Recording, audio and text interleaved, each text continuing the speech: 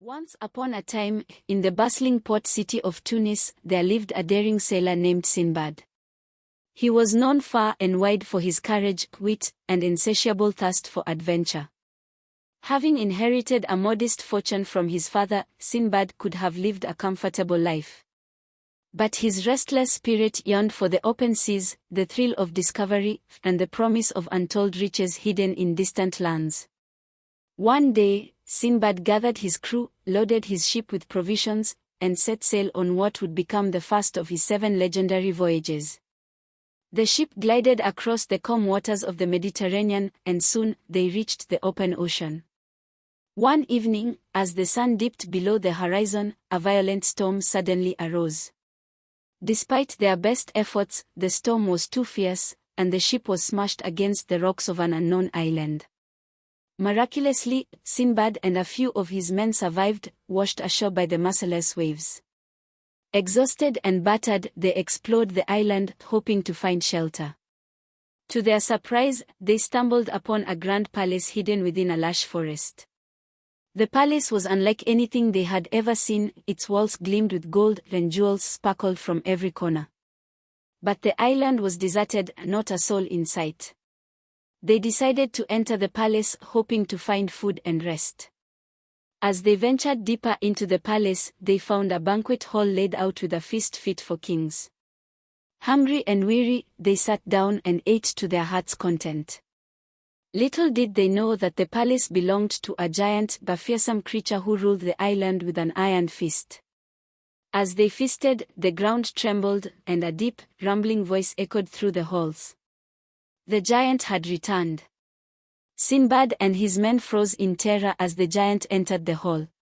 He was enormous, with eyes that burned like coals and teeth as sharp as daggers. The giant looked at the intruders with a hungry grin, and without hesitation, he seized one of Sinbad's men and devoured him whole. Sinbad realized they had to escape before they all met the same fate. That night, while the giant slept, they devised a plan.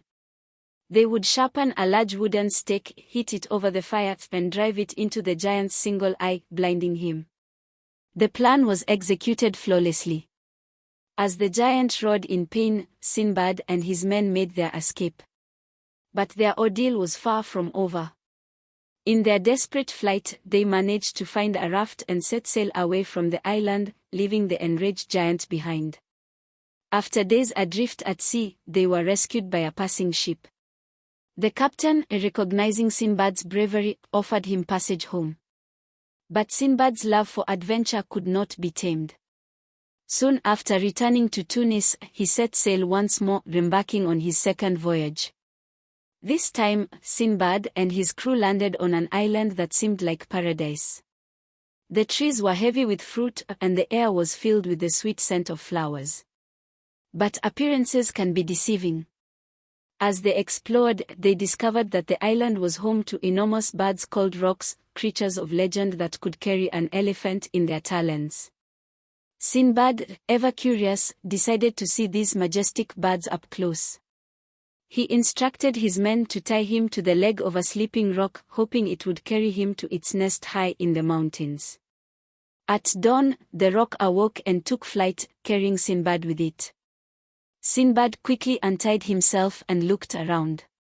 To his astonishment, the nest was filled with glittering diamonds. But his joy was short-lived, for the roc had spotted him and was now circling above, ready to attack. Thinking quickly, Sinbad filled his pockets with as many diamonds as he could carry and then grabbed hold of a large piece of meat from the nest. He remembered an old trick he had had in his travels. Hunters would throw meat into the roc's nest, and when the bird flew back to the ground with the meat, the hunters would retrieve the diamonds that clung to it. Sinbad threw the meat down the cliff, and sure enough, the roc snatched it up and flew back to the ground. Sinbad followed the roc down and escaped with his life and the diamonds. Upon returning to Tunis, Sinbad was hailed as a hero. On his third voyage, he encountered a mysterious island where the inhabitants seemed kind and welcoming. They offered him food and drink, but as soon as Sinbad took a bite, he felt a strange heaviness come over him. The islanders were cannibals, and the food was laced with a potion to fatten him up for their feast.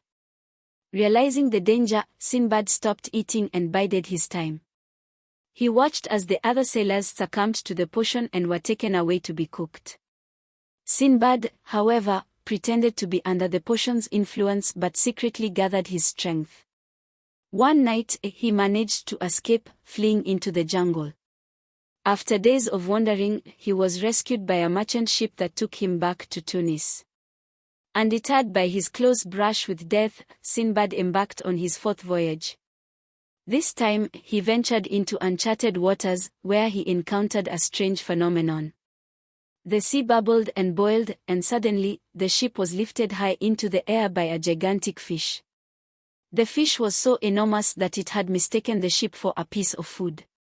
Sinbad and his men scrambled to escape as the fish plunged back into the depths, nearly dragging them down with it. They drifted for days before being captured by a tribe of fierce warriors. The warriors were cannibals, but instead of eating Sinbad and his men, they made them slaves. Sinbad's cunning once again saved him. He befriended the chief and gained his trust. Over time, Sinbad convinced the chief to let him and his men go free, and they made their way back to the coast, where they found a ship to take them home. On his fifth voyage, Sinbad encountered the Old Man of the Sea, a creature of great strength and malevolence. The old man tricked Sinbad into carrying him on his back, and once he was on, he would not let go. He clung to Sinbad, forcing him to carry him wherever he went. Sinbad was nearly driven mad by the old man's cruelty, but he eventually outwitted him. He offered the old man a drink of wine, and when the creature was drunk, Sinbad threw him off and fled. Sinbad's sixth voyage took him to the land of Serendib, where he was welcomed by a powerful king. The king, impressed by Sinbad's tales of adventure, asked him to carry a letter and a gift to the Caliph of Baghdad. Sinbad agreed and successfully delivered the message, earning the Caliph's favor. The Caliph rewarded Sinbad with great wealth, but Sinbad's heart still longed for the sea. On his seventh and final voyage, Sinbad encountered the most dangerous adventure of all. His ship was attacked by pirates, and he was taken prisoner. The pirates sold him into slavery, and he was forced to serve a wealthy merchant. But Sinbad's luck had not run out. The merchant, impressed by Sinbad's intelligence and honesty, freed him and gave him a ship to return home. Sinbad returned to Tunis a wiser and wealthier man. He had faced giants, rocks, cannibals, and the Old Man of the Sea. He had traveled to the farthest corners of the earth and seen wonders beyond imagination. But now, he was ready to rest. He vowed never to sail again, content to spend the rest of his days in peace, sharing his tales of adventure with all who would listen. And so, the story of Sinbad the Sailor, the man of 7 voyages, passed into legend, a tale of bravery, cunning, and the unquenchable thirst for adventure that lies within us all.